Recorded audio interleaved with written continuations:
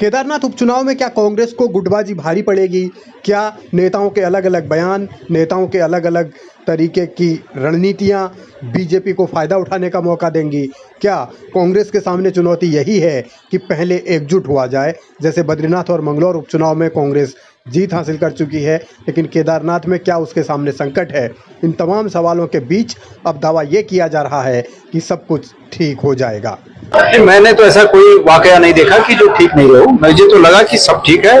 मनोज रावत जी के साथ सैकड़ों की संख्या में कार्यकर्ता यात्रा की तैयारी के लिए आए थे और स्वागत के लिए आए थे और उन सब ने यात्रा का स्वागत किया।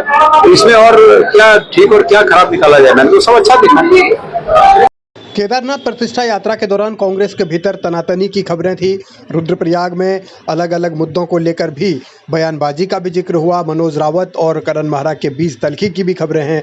हालांकि गणेश गोदियाल इससे इनकार कर रहे हैं, लेकिन करण महरा ने जो बयान दिए उसके बाद बीजेपी को मौका ये मिला है कि कांग्रेस की गुटबाजी से फ़ायदा उठाया जाए। हालांकि भारतीय जनता पार्टी के सामने भी चुनौतियाँ कम नहीं हैं, क्योंकि 2 उपचुनाव वो पहले हार चुकी है और अब आने वाले दिनों में कैसे बीजेपी की रणनीति पर कांग्रेस की रणनीति भारी पड़ेगी, ये दिलचस्प है। निश्चित रूप में डर है बीजेपी को। और दूसरी बात है कि चलो ठीक है, उनका अपना काम है कि वो संगठन के तौर पे केदारनाथ में आसन्न विधानसभा चुनाव के मद्देनजर क्या क्या तैयारियां करते हैं, उन्हें करनी चाहिए, कोई दिक्कत नहीं इसमें। लेकिन मैं कई दिन से केदारनाथ में पड़ा हुआ हूँ, हमारी यात्रा पूरी केदारनाथ में थी, तो हम थोड़ी कोई घुइयां छिल रहे हैं, हम भी तैयारी कर रहे हैं। तो ऐसा नहीं है कि बीजेपी ने बहुत कुछ कर दिया और हम कोई बहुत पीछे है, ऐसा नहीं है। हमने भी जो तैयारी करनी है, ठीक है, बीजेपी ने इसको मीडिया में कहा कि हमने इस तरह की तैयारी की है। हमारी ये रणनीति का हिस्सा है कि हमें क्या तैयारी मतलब आम लोगों तक बतानी है, क्या तैयारी हमको अपने तौर पर करनी है। तो हमारी तैयारियां, मुझे लगता है कि बीजेपी की तैयारियों के समक्ष कहीं पीछे नहीं। गोदियाल ने बीजेपी के डर का दावा किया है, साथ ही ये भी भरोसा जताया है कि कांग्रेस पहले से ही वहां काम कर रही है और नतीजे अच्छे होंगे।